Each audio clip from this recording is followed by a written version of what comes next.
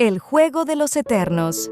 En el corazón del cosmos, donde el tejido del espacio-tiempo se retorcía y formaba bucles incomprensibles para cualquier mente finita, existía un lugar conocido solo como el Apex.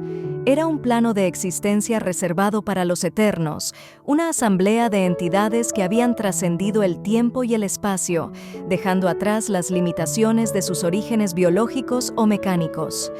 Los eternos no eran dioses, aunque algunos los veneraban como tales.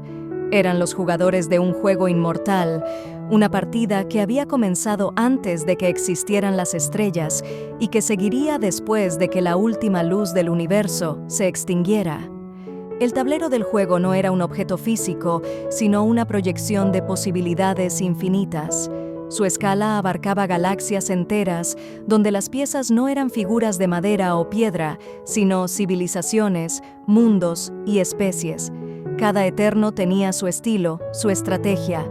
Algunos jugaban con brutalidad, llevando a sus piezas a la guerra y la conquista.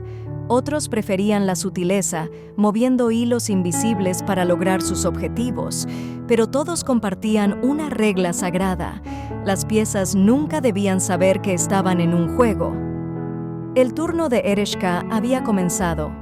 Era una eterna con un estilo único, a menudo despreciada por sus pares por su fascinación con los elementos más impredecibles del tablero. Mientras otros movían imperios avanzados o especies dominantes, Ereshkigal se especializaba en recoger los descartes del juego, mundos abandonados, especies en declive y civilizaciones jóvenes. Su última elección había sido particularmente controvertida, una especie llamada humanidad, recién llegada al escenario galáctico, débil, fragmentada y sin nada que ofrecer salvo su inagotable capacidad de meterse en problemas. Ereshkigal observaba con curiosidad cómo los humanos respondían al vasto y cruel universo. En el tablero, su mundo natal, la Tierra, era un punto insignificante en un rincón olvidado de la Vía Láctea. Pero eso no le importaba. Lo que le fascinaba era su capacidad para improvisar, para encontrar soluciones absurdas a problemas imposibles y para convertir el caos en oportunidad. Había algo en ellos, una chispa que ni siquiera los eternos podían predecir. Cuando los clitorianos, una raza brutal de conquistadores mecánicos, comenzaron su invasión de los sistemas exteriores, la humanidad se encontraba en su peor momento. Apenas habían comenzado a explorar las estrellas y ya se enfrentaban a una amenaza que había destruido civilizaciones enteras.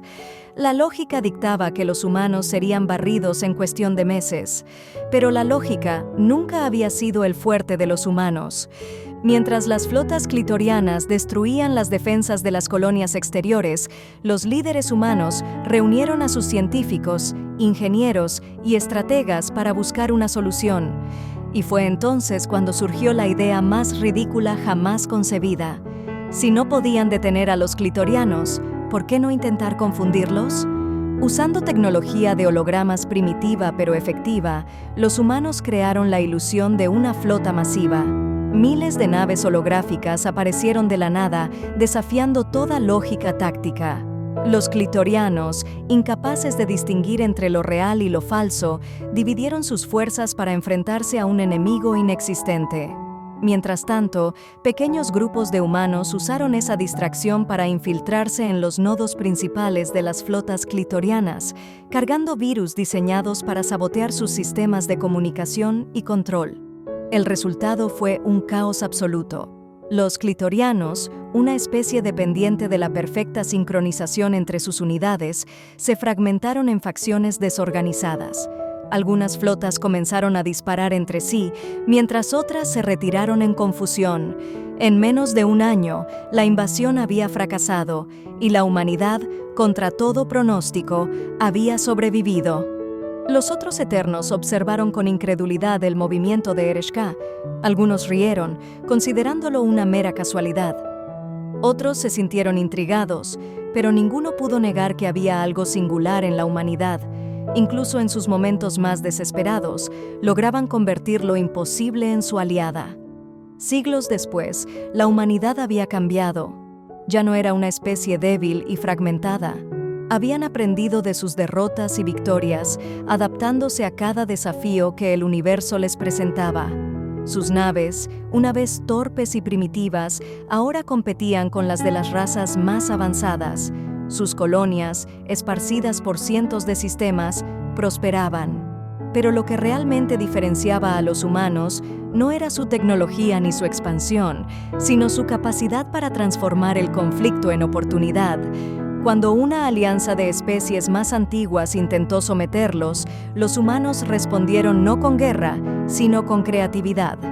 Inventaron nuevos métodos de negociación, ofrecieron soluciones ingeniosas a problemas galácticos y, cuando fue necesario, aplicaron su característica terquedad para resistir. En lugar de ser absorbidos por las fuerzas más poderosas, la humanidad las transformó, convirtiéndose en un eje central de la política galáctica. Ereshkigal sonrió mientras movía otra pieza en el tablero. La humanidad había superado todas las expectativas, demostrando que, incluso en un juego donde los Eternos manipulaban el destino de civilizaciones enteras, la chispa del ingenio humano era algo que ni siquiera ellos podían controlar. Era su turno y sabía exactamente cómo jugar. En el Apex, otros Eternos observaban con atención. Algunos comenzaban a ver la humanidad no como una pieza del tablero, sino como algo más, una variable que podía cambiar el juego para siempre.